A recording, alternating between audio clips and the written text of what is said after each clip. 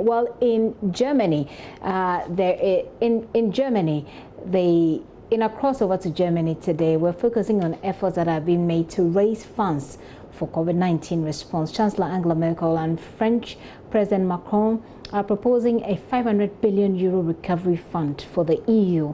We'll get the details. Also, borders are starting to reopen in parts of Europe. So how exactly are they pulling this off? Thomas Sparrow is political correspondent with our partners DW. Thomas is joining me from Germany. Thomas, let's start with the COVID fund. Who is supposed to contribute to that fund, and how will it be used to respond to the pandemic? This would be a fund gifted by the European Union that would be then distributed not necessarily to the specific countries of the European Union, but to regions or sectors that have been particularly affected by the crisis.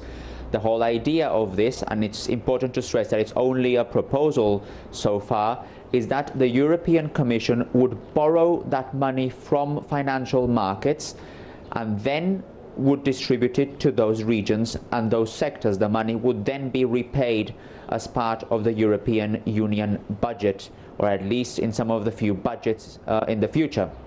Something important when we consider this is that this marks a very important departure from German political tradition in the last few years. Germany was against the idea of raising shared debt. In other words, of allowing the European Union to get money on behalf of all the member states, which will then have to be paid also by all member states, but that would essentially go to the most affected countries in the continent.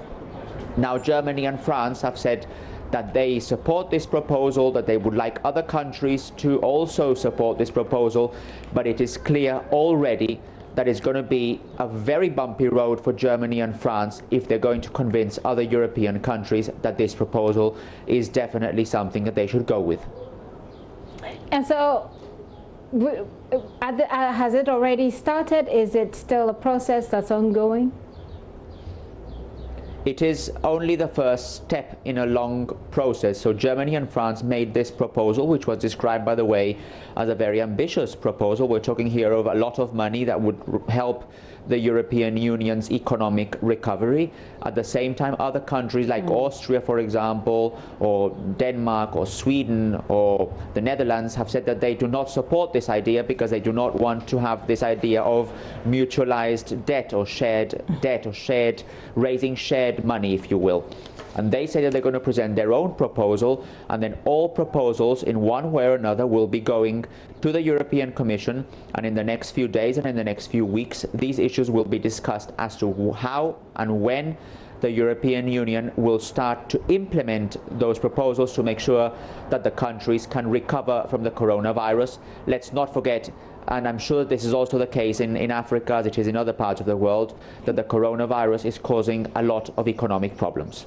It is indeed, and one of the ways that it's causing economic problems is the fact that borders are shut and people can't go in and out. Businesses are finding it very difficult. So tell us about the borders that are reopening. That's rather a bold statement, apart from the Bundesliga resumption as well. Which specific parts of Europe have eased the restrictions on their border movements? I'm glad you point and you mentioned the Bundesliga, Gifty, because the Bundesliga is essentially a decision that was made here in Germany. So basically each country on its own can decide when to resume its sports. But when you're talking about borders, that's not something that only one country can decide. Obviously, one country can shut its borders to another one.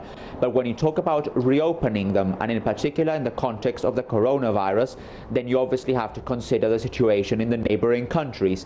And that's why some of the European countries have been discussing it, obviously virtually, how, under which conditions and when borders can be reopened. The goal is obviously for countries that have a similar coronavirus situation, so that are in a similar stage, that they can gradually, step by step, reopen their borders. So for example, Germany decided to reopen its border to Luxembourg, and it decided as well to ease controls on its border to France, a very important one, Switzerland and Austria. And the goal here, Gifty, is to have free movement of people and goods in Europe by mid-June. And you may know, because we've spoken about this in the past, that free movement is an absolutely essential part of the European project, not only for businesses, not only, for example, for the tourism sector, but also for workers, for students, for families who have to cross borders on a regular basis to ensure their livelihoods. And so, are there modalities of how this is going to happen? I assume that wearing of masks will be mandatory. Will there be mandatory testing? Will there be any sort of quarantine? How do they intend to pull this through? So all these are details that are still being discussed. The issue of the quarantine is particularly important because something that has been discussed this week is to what extent different countries can eliminate the quarantine when people are coming from other European Union countries. So quarantine would still be enforced if you come from a third country to Europe, but the goal is for quarantine to be cancelled if you're traveling between European Union countries, in particular if the borders will be open as of June. So this has been a very important element in the discussion in recent days.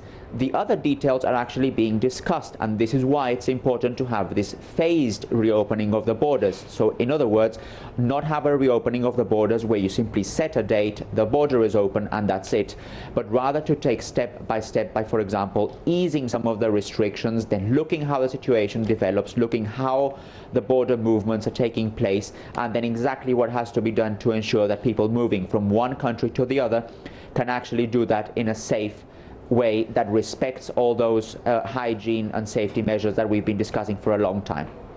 Interesting. I'm eager to see how this ease of restriction, will aid movement in these times and how that will impact on the fight against coronavirus. But certainly, Thomas, I'm sure that this is something you give us more information on when we come next to you this week. Thomas, thank you. Thank you very much. Thank you. Thomas Sparrow is political correspondent with our partners DW, and every week he joins us here with details of what's happening, especially in Europe as well as Germany.